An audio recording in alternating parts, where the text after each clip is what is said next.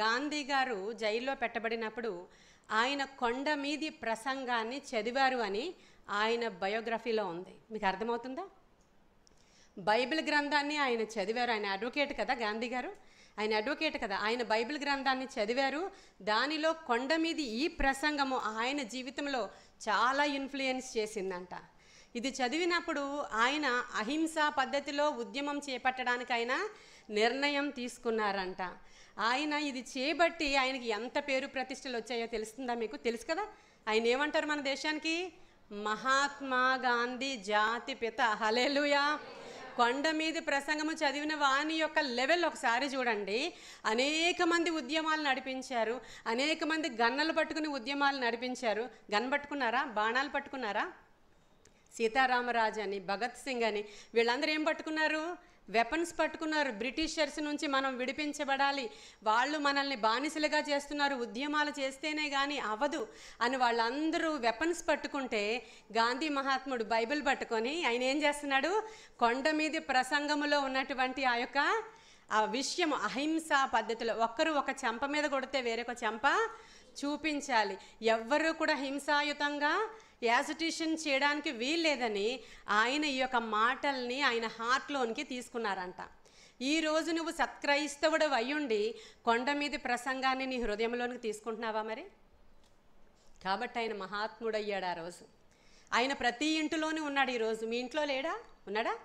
మీ జోబులో ఉన్నాడు ఆయన, నీ పాకెట్లో ఉన్నాడు ఆయన, నీ బీరువాలో లోపల లాకర్లో ఉన్నాడు ఆయన, నువ్వు బ్యాంకుకి వెళ్తే బ్యాంక్ లాకర్స్లో ఉన్నాడు ఆయన, నీ వ్యాలెట్లో ఉన్నాడు ఆయన, నీ హ్యాండ్ బ్యాగ్లో ఉన్నాడు ఆయన.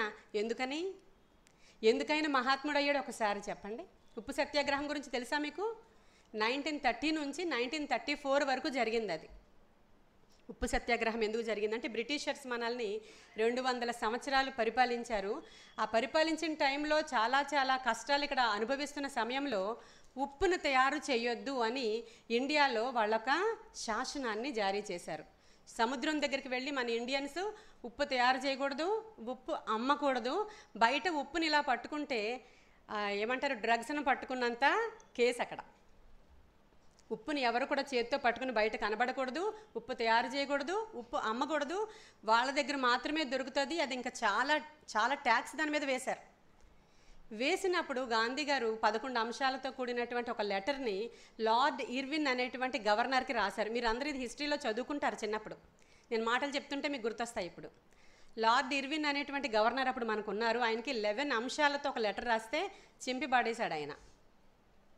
మళ్ళీ రాశాడు ఈయన సెకండ్ టైం, మళ్ళీ రాసి కొంచెం స్ట్రాంగ్గా రాశాడు ఈయన. నీవు కానీ ఇవి నిర్ణయాలు మార్చుకోకపోతే ఇలా ఉంటుంది, మేము యాజిటేషన్ చేస్తాము అని మరలా ఘాటుగా ఒక లెటర్ రాశారు. యాజిటేషన్ స్టార్ట్ చేశారు. వీళ్ళందరూ కూడా ఎలా అంటే, వాళ్ళ యాజిటేషన్ ఎలా ఉండేదంటే, ఎవరిని ఏమనరు వీళ్ళు.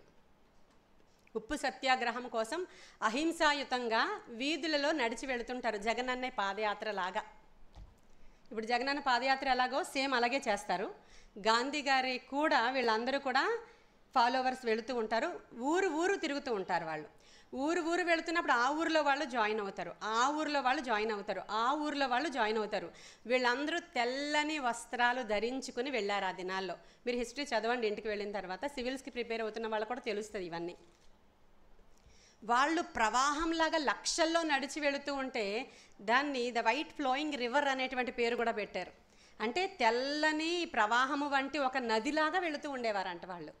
అలా సైలెంట్గా ఉద్యమం చేసుకుంటూ వెళుతూ ఎన్నో వేల కిలోమీటర్లు నడిచిన తర్వాత దండి అనేటువంటి ప్లేస్ దగ్గరికి వచ్చినప్పుడు, అది ఏప్రిల్ 6th అనుకుంటా, 6th 1931లో ఈ ఉద్యమం ఎండింగ్ చేసి ఇంక వాళ్ళు ఎంతకీ లోబడట్లేదని సముద్రం దగ్గరికి వెళ్ళి సముద్రాన్ని తీసుకొని కొంత ఉప్పు చేసి గాంధీజీ చేత్తో పట్టుకుని, దాన్ని శాసన ఉల్లంఘన అంటారు దాన్ని. అంటే శాసనాన్ని ఏం చేశాడు? బ్రేక్ చేశాడు అన్నమాట. శాసన ఉల్లంఘన ఉద్యమం. ఉప్పు పట్టుకోకూడదు కదా, ఉప్పు పట్టుకున్నాడు ఆయన. ఉప్పు సత్యాగ్రహం గురించి చెప్తున్నాను మీకు నేను. ఉప్పు ఎప్పుడైతే పట్టుకున్నాడో ఆయన అరెస్ట్ చేశారు, ఎందుకంటే శాసనాన్ని ఆయన ఉల్లంఘించాడు గనుక. 1931లో రిలీజ్ చేశారు ఆయన్ని. అప్పుడు ఇర్విన్కిను గాంధీకి ఒక ఒడంబడిక జరిగింది. ఈ పదం కూడా మీకు గుర్తొస్తుంది చదువుకున్న వాళ్ళకి. గాంధీ ఇర్విన్ ఒడంబడిక. మీరు ఎవరైనా రాసారా చిన్నప్పుడు? ఎస్ఏ రైటింగ్ కాంపిటీషన్లో నేను ఫస్ట్, కాబట్టి ఇవన్నీ గుర్తున్నాయి నాకు. గాంధీ ఇర్విన్ ఒడంబడిక అనేటువంటి ఎస్ఏ రైటింగ్ ఉండేది. ఆ ఒడంబడికలో వాళ్ళు ఏమేమి ఒడంబడిక చేసుకున్నారో అప్పటి నుంచి ఆ ఉప్పు సత్యాగ్రహం నెగ్గరీన గాంధీజీ. హల్లెలూయా. అహింసా పద్ధతిలో అప్పుడు కొన్ని నిర్ణయాలు తీసుకోవడం, కొంత చట్టాలను తీసుకొని రావడం. 1931లో జైల్లో నుంచి ఈయన రిలీజ్ అవ్వడం. ఈయన జైల్లో నుంచి రిలీజ్ అయ్యే వరకు దీన్ని ఎవరు కొనసాగించారంటే అక్కడ కూడా లేడీసే. సరోజినీ నాయుడు ఐడియా ఉన్నారా? ఆ సరోజినీ నాయుడు ఆధ్వర్యంలో ఆ లేడీ లీడ్ చేశారు. ఆ తర్వాత ఈ గాంధీ గారి తర్వాత ఆ లేడీ లీడ్ చేశారు. అది లీడ్ చేస్తున్నప్పుడు ఒకటే పద్ధతి, ఆ యొక్క బ్రిటిషర్స్ బూటు కాలుతో తన్నినా మాట్లాడకూడదు, తుడుచుకొని వెళ్ళిపోవాలి. వాళ్ళు కొట్టిన రక్తాలు వచ్చేటట్లు రోడ్ల మీద కొట్టిన ఆ రక్తం వీడి పంచితోనే తుడుచుకొని వెళ్ళిపోవాలి, కానీ తిరగబడకూడదు. ఆ ఉద్యమంలో ప్రధాన అంశాలు. ఇది ఎక్కడి నుంచి వచ్చిందండి? అహింసావాదము, కొండ మీది ప్రసంగం. హల్లెలూయా చెప్పండి. కొండ మీది ప్రసంగం ఇదంతా రిటర్న్గానే ఉంది. ఆయన ఈ ప్రసంగాన్ని చదివారని ఖచ్చితంగా చెప్పొచ్చు మనం. ఈరోజు ప్రభు అంటున్నారు, ఇది ఊరికనే ఉప్పు ఉద్యమం గురించి చెప్పాను, నిజమే. ఆ బైబిల్లో ఉన్నటువంటి ఈ అంశాన్ని ఆయన తన హృదయంలోనికి తీసుకోవడం ద్వారా ఎందరు నాయకులున్నా ఈ నాయకుడికి ఎందుకు అంత ఇంపార్టెన్స్ వచ్చిందో చెప్తున్నాను మీకు. మీ చేతుల్లో కొండ మీద ప్రసంగం ఉంది, నీవు ఫాలో అయ్యి వెళుతున్నావా? మరి ఇవి మీరు ఫాలో అయితే మనం ఎలా అయిపోతాం? మహాత్ముల కంటే గొప్పవాళ్ళమని వాక్యం సెలవిస్తూ ఉంది ఈరోజు. మరి